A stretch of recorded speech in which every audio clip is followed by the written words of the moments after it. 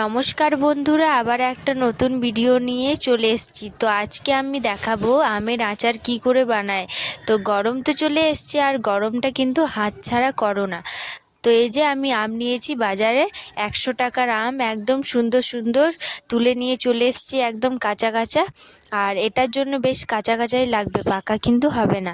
তো আমি কাঁচা কাঁচা নিয়ে চলে এসেছি, আর এটা আমি ভালো করে কেটে নেবো। এটা কিন্তু ছালটা ছাড়াবো না। তো চলো আমটা আমি ভালো করে কেটে নিই। যেভাবে আলু কাটো সবজিতে দেওয়ার জন্য, সেভাবেই কিন্তু আমটাকেও আমি পিস পিস করে কেটে নেব। ভেতরে যে সাদা রঙের একটা বীজ থাকে, সেটা কিন্তু অবশ্যই এটা ফেলে দেবেন।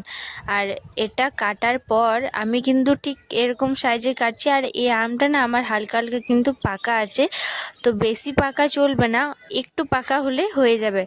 তো আমি দিয়ে দিলাম হলুদ, আর এটা এবার রোদে দিয়ে দেবো। যতক্ষণ একটু না শুকবে ততক্ষণ এটা কিন্তু রোদ দেখাতেই হবে। তো চলো, এটা এখন একদিন আমি রোদ দেখাবো। তারপরে এর মশলাটার যে যা যা লাগবে, সেটা হচ্ছে সর্ষে, ধনে, মেথি আর শুকনো এবার একটু দিয়ে দেবো মৌরি। ব্যাস, এটাকে ভালো করে ভেজে নেব। একটু ফুটে ফুটে আসবে, সেভাবেই কিন্তু ভাজতে হবে।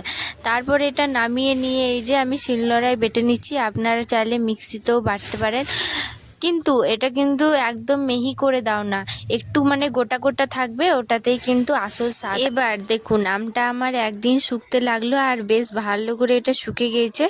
তো এর মধ্যে দিয়ে দিলাম আমি সর্ষের তেল, তারপর দিয়ে দিলাম ভাজা যে গুঁড়ো করে রাখা মশলাটা, সেটা দিয়ে আবারও একটু সর্ষের তেল দিয়ে এটা বেশ ভালো করে মাখিয়ে নেব, যাতে আমের গায়ে ভালো করে মশলাগুলো তেলগুলো চলে যায়। তো মশলাগুলো মাখিয়ে নেওয়ার পর আমি জোনটাতে মশলাটা মাখালাম, ওটাই আমি ছাদে রেখে দেবো, আর শুকতেও দিয়ে দিলাম, দেখতেই পাচ্ছ।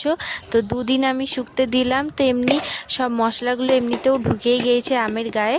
ব্যাস, এবার এটা কেটোতে আমি ভরে দেবো, আর সর্ষের তেল দিয়ে আবারও ডেলি ডেলি আমি রোদ দেখাতেই থাকবো। তো এই সুন্দর আমের আচারটা আপনাদেরকে কেমন লাগলো অবশ্যই কিন্তু গরম আসছে, আর গরমের দিনে এটা কিন্তু বানিয়ে ফেলো। এটা কিন্তু গরমের সিজনে বেশিরভাগ হয়ে থাকে। তো জলদি জলদি বানিয়ে ফেলো কাঁচা আমের আচার। এই ভিডিওটা কেমন লাগলো অবশ্যই চ্যানেলটা আমার করে দাও সাবস্ক্রাইবার। ভালো লেগে থাকে তাহলে একটা লাইক করো, কমেন্ট করো, কি রেসিপি আপনাদের কাছে নিয়ে আসবো।